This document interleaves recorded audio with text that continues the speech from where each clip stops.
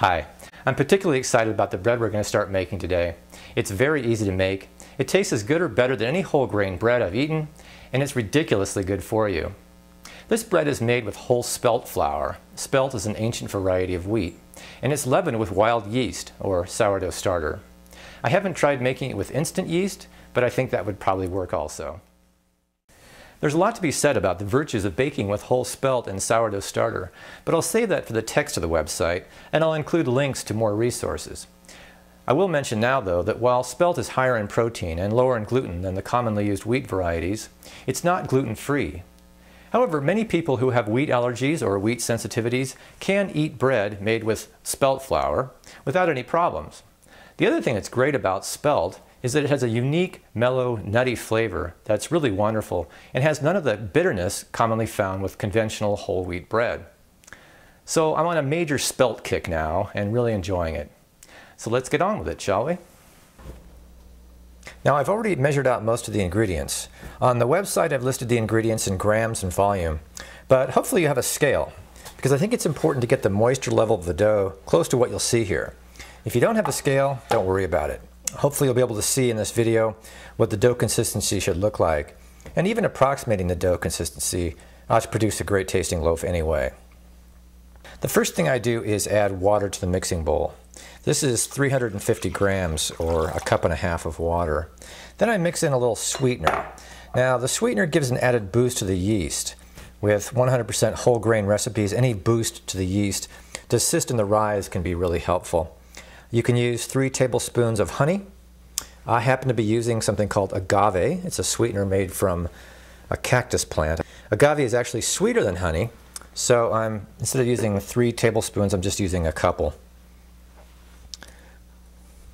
And another nice thing about agave as opposed to honey is that it's less viscous, so it pours easily and it mixes up easily.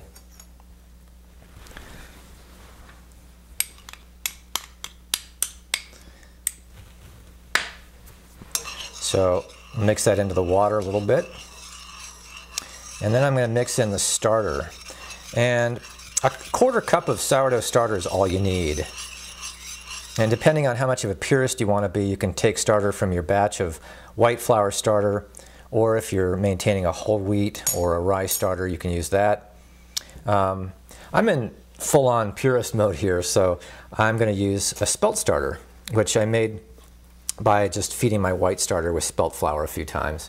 Now I didn't measure this out ahead of time because I wanted you to see what the container looks like. I fed this earlier this morning, and in the several hours it's been since then, it started to rise a little bit, and you've got the air bubbles along the sides, and it's just a good indication that the starter is viable and healthy.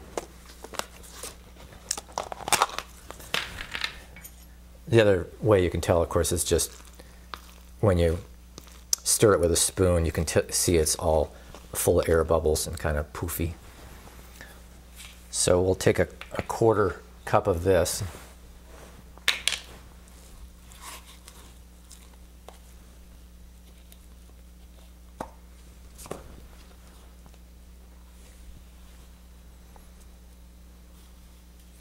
And mix that into the water.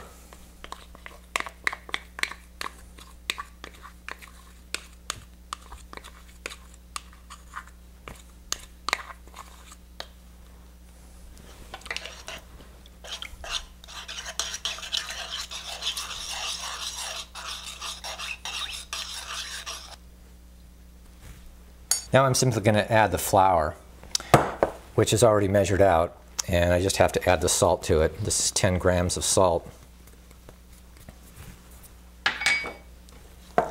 And I'll mix the salt in with the flour before I add it to the water.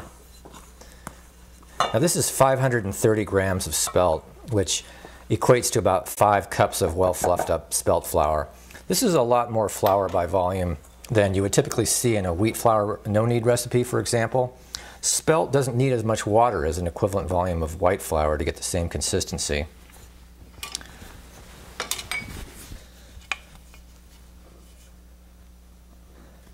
Since this is a pretty wet dough, it's easy to incorporate the flour into the water.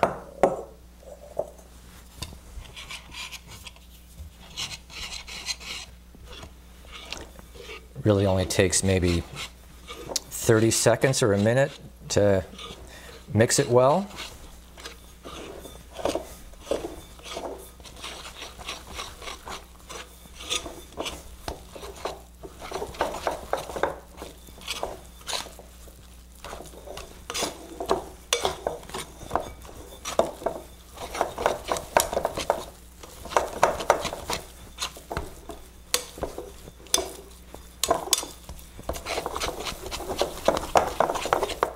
And what you end up with is a wet, shaggy dough, which might remind you strikingly of no-knead bread. It's not quite as wet as that, but it's very similar, and it's the high moisture content of the dough that gives you the more open crumb, the larger holes that a lot of people really appreciate about no-knead bread. Now, instead of kneading this dough, which is very difficult to do with this wet of dough, is I'm going to use what's called a stretch and fold technique to develop the dough. And what this does is it helps with the gluten formation without degassing the dough along the way. In fact, I think another key component of the success of this recipe is that you're handling the dough very gently the whole time. So we'll show you what that looks like in about an hour. What I'm going to do is have it do about 3 of the stretch and folds at half-hour to hour intervals. That seems to work well. So I'll cover this in plastic and come back in about an hour to do the first stretch and fold. Okay, it's been about an hour since we mixed up the dough. And now I'm going to do the first stretch and fold thing, which is super easy and almost exactly like what it sounds like it would be. I'm going to dust the dough a little bit with flour so it's not quite so sticky, and the same thing on my hands. And then I'm going to use a dough scraper just to separate it from the edges of the bowl. And if you really want to get tricky, you can dip the dough scraper in water, and it will be even better for preventing sticking. And just sort of separate it from the bowl, and then pick it up and do a stretch and fold. And then same thing from the other direction.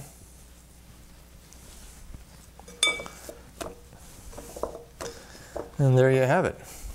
We'll come back in another half hour or so and do another one.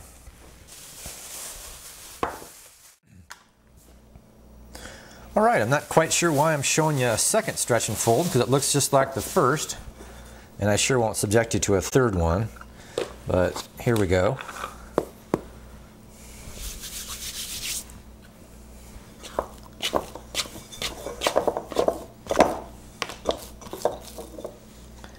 It already feels like it's starting to rise a little from the yeast. So, there we go. So I'll do one more. I started this whole thing in the early evening, and now it's later in the evening. And after the next stretch and fold, we'll just let it sit overnight until the morning.